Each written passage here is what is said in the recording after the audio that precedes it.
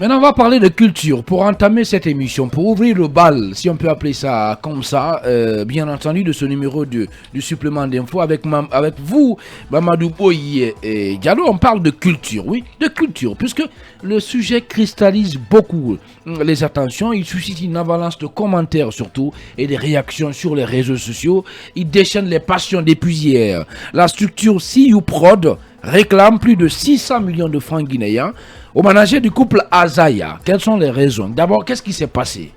Alors Khalil, vous avez parfaitement raison de mettre ces superlatifs par rapport à cette histoire aujourd'hui qui cristallise, focalise, concentre l'attention, notamment dans le monde culturel. Alors de quoi s'agit-il? C'est que vous le savez, les fêtes de fin d'année, ce sont des moments de festivité, de mobilité et surtout de joie, de réjouissance entre les personnes. Alors pour les structures dites événementielles, c'est un moment propice, c'est une période où ils mettent des projets en branle pour pouvoir, n'est-ce pas, inviter des artistes à venir jouer en termes de spectacle. Alors c'est ce que la structure Siyud Prod a en tout cas mis en place en misant sur le couple Azaya Djelikaba Bintou. Pourquoi? Puisque vous le savez, aujourd'hui, ce couple attire l'attention, suscite de l'admiration et partout où ce couple passe, franchement, c'est le succès. Illustration, par exemple, si vous prenez le tube Bébé là où Azaya et sa femme ont chanté en duo, eh bien, c'est plus de 6,6 millions de vues sur YouTube. C'est énorme. Et quand vous prenez, par exemple, le titre La patronne de Djelikaba Bintou, c'est à peu près 11 millions de vues sur YouTube. Donc, ça veut dire aujourd'hui que ce sont là deux artistes qui, en tout cas, ont mis la barre très haute et qui, aujourd'hui, n'est-ce pas, font la fierté de la musique africaine, de la musique guinéenne.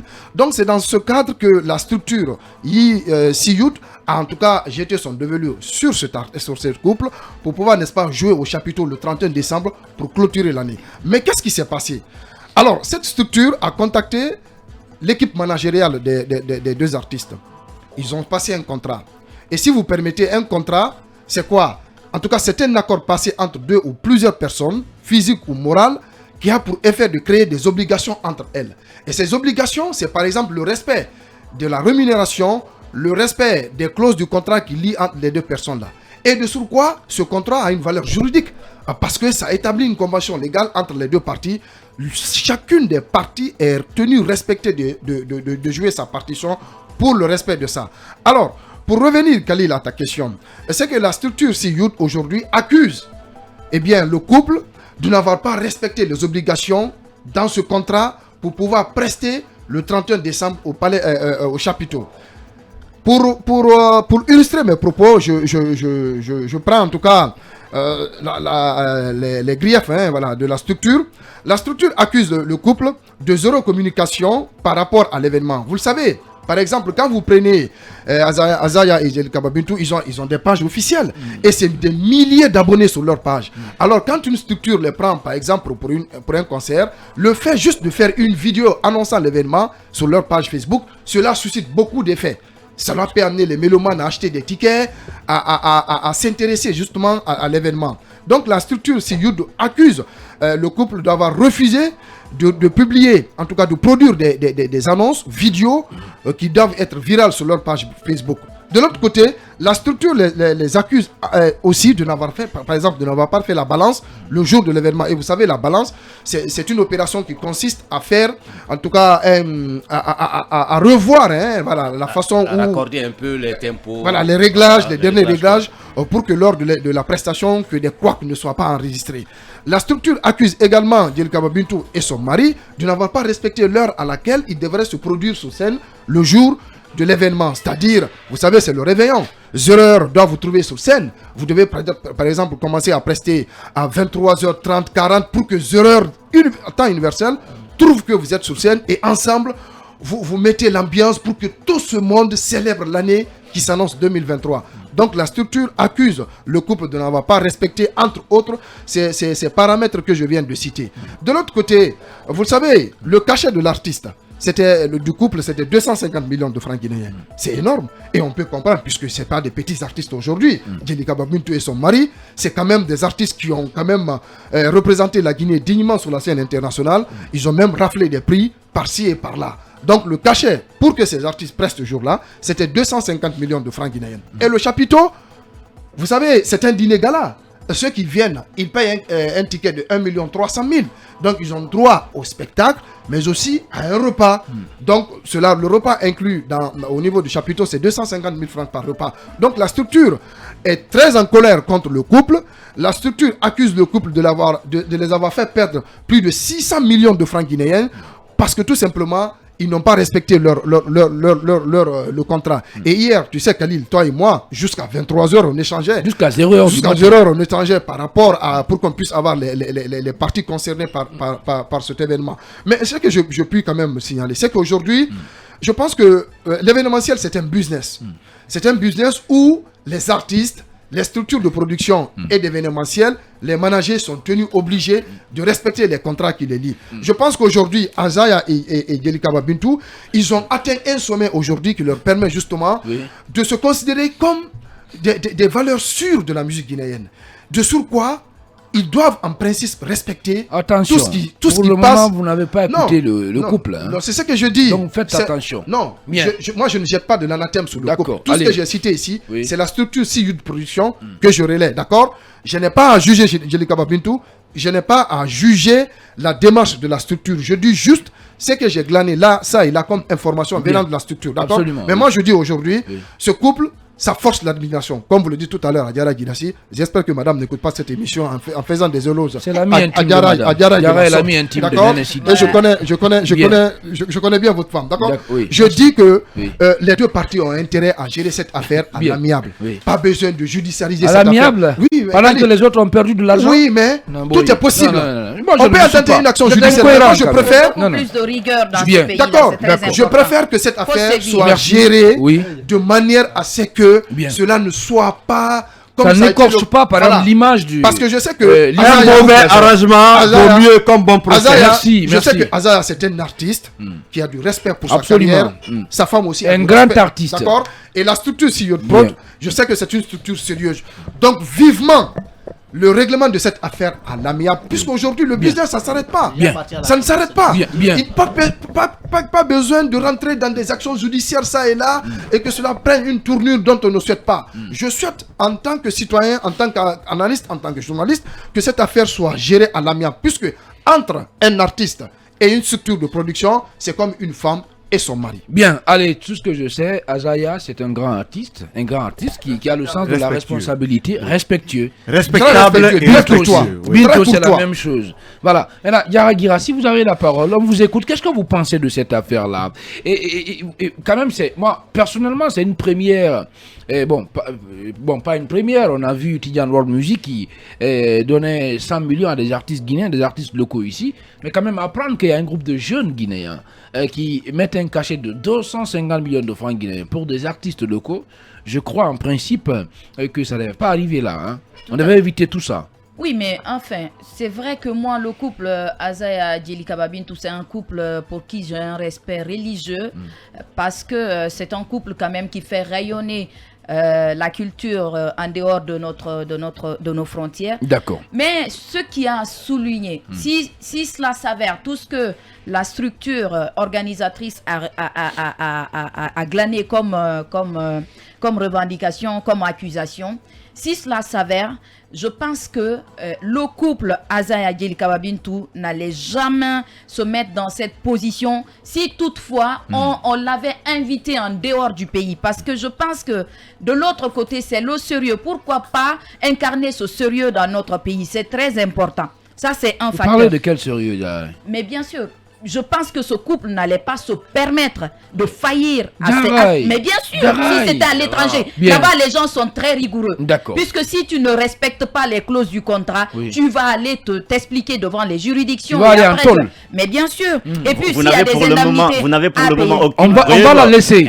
Khalil, ils n'ont pas respecté les clauses du contrat. Khalil, si vous le permettez, Diarra, vous calmez d'abord. Si vous le permettez, on va s'écouter un à un. Chacun aura son temps d'antenne. C'est extrêmement important. Allez-y, Diarra.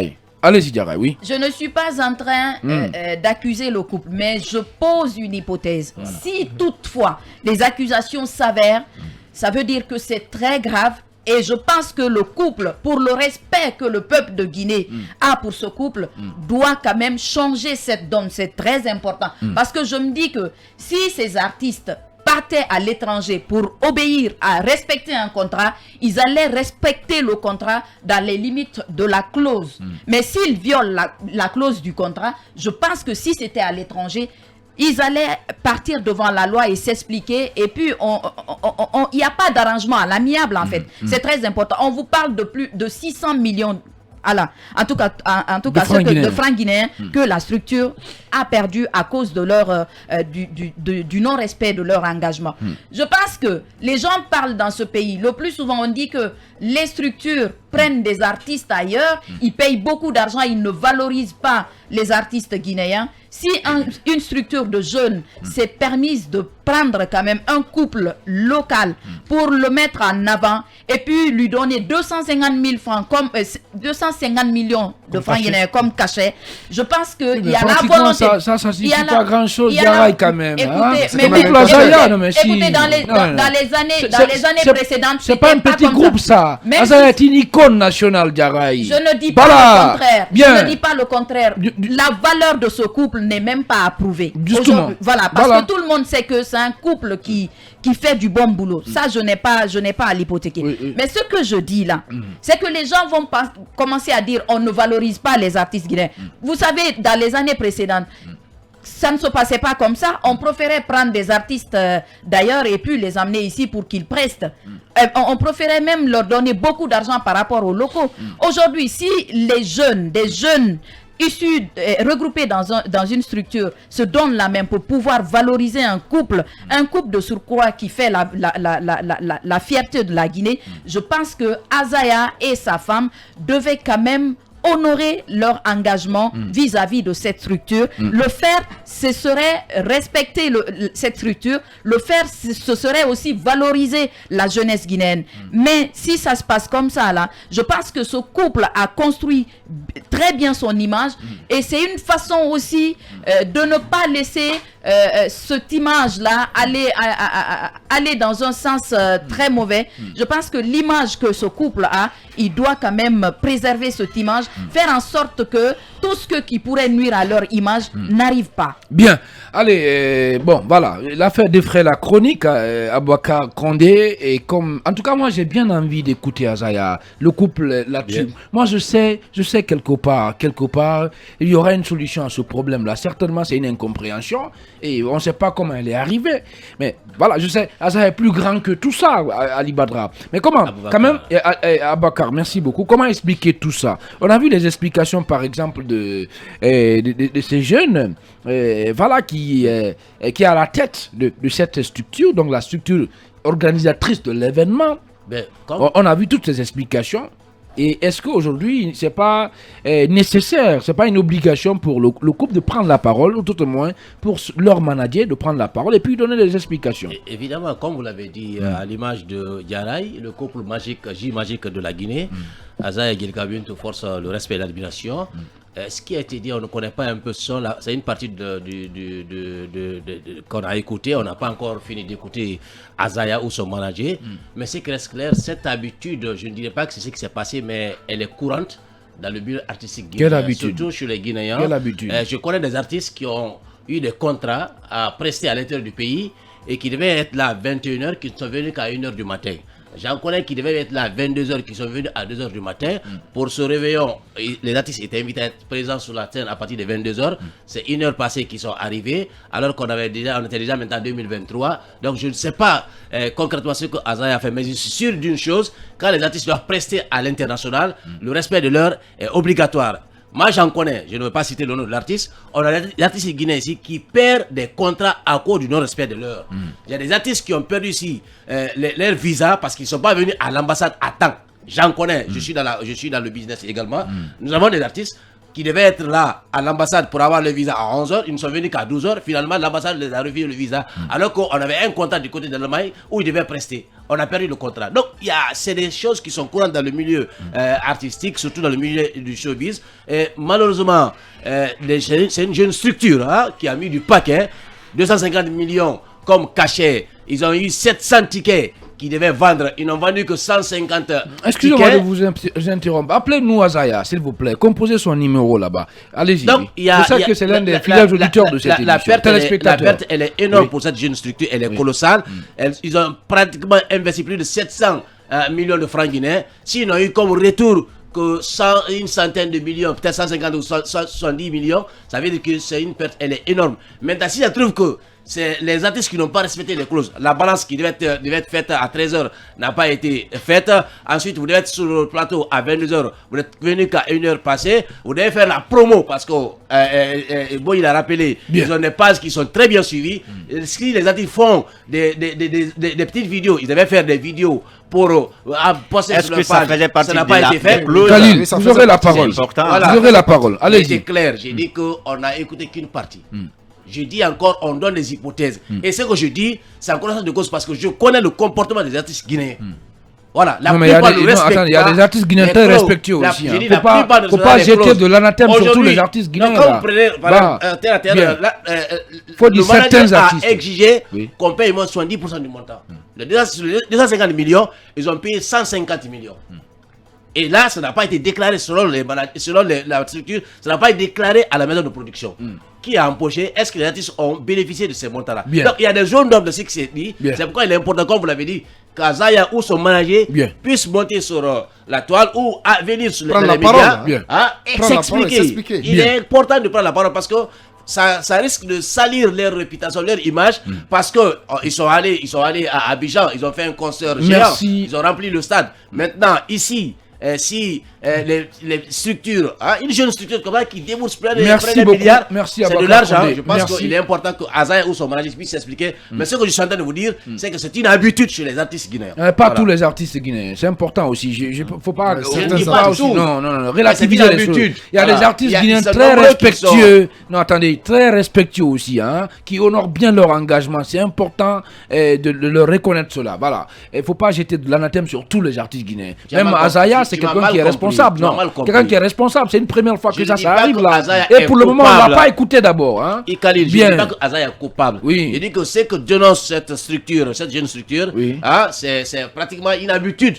Dans la plupart des cas, Merci. les artistes ne Maintenant, on se respectent pas les comprend. clauses. Merci beaucoup. Voilà. Allez, Maman de Abaldé, je vais quand même vous faire réagir à ce pan des explications qui ont été fournies par un certain Djemori Kouyaté. C'est l'un des initiateurs de l'événement. C'est lui qui porte cette structure, l'un des porteurs, bien entendu, disons, de cette initiative-là. Et il a dit ceci, que loin de la victimisation, nous avons été victimes d'un manque de respect, d'un non-respect du contrat et d'un sabotage que nous avons supporté pendant tout ce moment, alors que notre intention, c'était d'investir à travers nos artistes préférés et qui sont à la fois nos proches, mais par ironie du sort, on a été victime de notre amour envers eux. Si c'était un grand promoteur qui avait signé avec eux, tout cela n'aurait pas eu lieu. Souvent, c'est lui que tu aimes et que tu surestimes, c'est lui-là qui te tire vers le bas. Et sur ce, nous avons décidé, pour ne pas perdre sur toute la ligne, de faire recours aux bonnes volontés et bien évidemment saisir la loi pour être entièrement dédommagé après ces incidents. C'est un sentiment de déception que nous, Fin de citation. que nous venons d'entendre là, de la part de ces organisateurs. Je pense qu'aujourd'hui, il faut étudier en tout cas toutes les clauses qui sont concernant cette affaire-là. Vous savez, les obligations contractuelles, ce sont des obligations qui engagent toutes les parties et qui doivent être respectées normalement pour éviter qu'il y ait des problèmes. Alors, dans ce cas de figure, nous sommes dans la gestion de l'événementiel. Alors, ce que je constate globalement dans ce pays, c'est que c'est vrai qu'il y a des gens qui ont de l'expérience, qui connaissent bien comment ce monde-là ça se passe, mais l'événementiel, c'est quelque chose de très méticuleux. Ça demande de la précision. L'organisation d'un événement, ce n'est pas facile. C'est une étape, comment on appelle, c'est avant, c'est pendant et c'est après. Donc, et à chaque étape, ça mérite une attention, ça mérite du sérieux, ça mérite véritablement, en tout cas, de la précision. C'est une précision chirurgicale pour chaque étape d'un événementiel. Alors, moi, j'ai eu à coordonner des activités, des conférences avec des... Ramenez-nous dans la salle. Je reviens. C'est juste pour vous dire que lorsque vous avez un événement à gérer, vous devez avoir la notion du temps. Par exemple, vous devez respecter le temps. Parce que si vous glissez un peu sur le temps, ça peut avoir des répercussions et un impact sur toute la chaîne et les conséquences peuvent être dommageables. Je pense que c'est un fait extrêmement important. Alors, la notion du temps, il faut le savoir, Khalil. Il faut que nos cadres, que nos artistes, que les hommes de culture quand même intègrent ça dans leur manière de faire, dans leur façon de faire. Si vous avez pris rendez-vous avec quelqu'un, si vous avez pris en tout cas un engagement avec quelqu'un, mais il faut l'honorer, il faut le respecter. C'est la moindre des choses. Je termine sur un fait. Alors, si vous êtes une star, mais cela ne vous dédouane pas quand même de respecter les lois, les règles, mais aussi les obligations.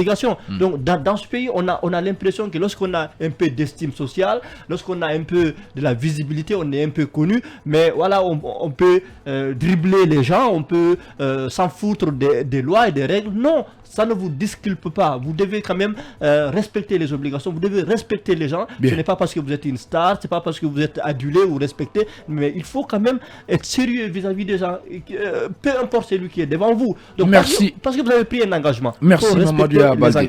Alors, monsieur juridique, je ne sais pas comment on peut vous appeler, hein? Monsieur justice de cette émission, Khalil Camara, qu'est-ce que vous pensez de tout ça? Et surtout qu'on apprend que la structure a décidé de saisir les tribunaux, hein, et pour en tout cas assigner, pour porter plainte contre le couple Azaya. D'abord, est-ce que juridiquement, cette possibilité s'offre à ces organisateurs-là? Tout à fait. D'abord, je voudrais interpeller... Vous avez 2 minutes, je précise. Je voudrais interpeller les uns et les autres dans ces studios de faire très attention, de ne pas souvent se fier aux cris de cœur des moineaux, parce que ces cris-là peuvent souvent tromper.